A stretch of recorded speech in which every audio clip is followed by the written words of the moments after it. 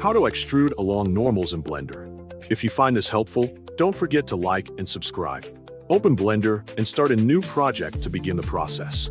If the default cube is present and you do not need it, delete it by pressing X and confirming the action so you have a clean workspace.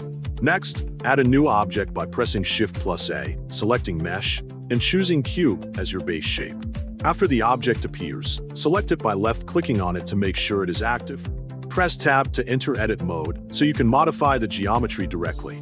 Once in edit mode, switch to face select mode by pressing 3 on your keyboard to work specifically with faces.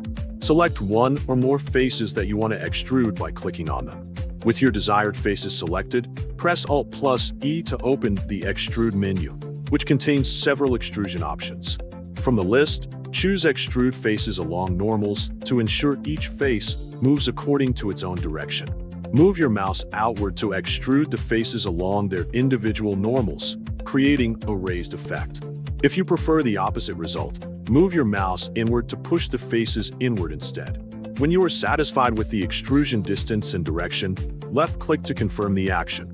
If you notice that the faces overlap or distort in an unwanted way, press Ctrl+Z to undo the step and try again with a different movement.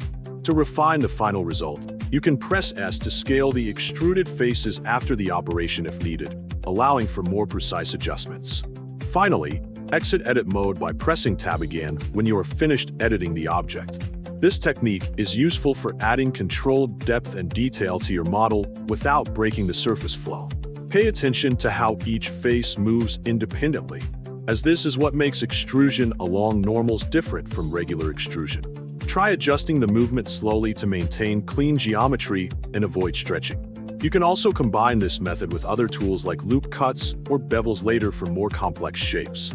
Practicing with simple objects like cubes helps you understand the behavior before applying it to detailed models.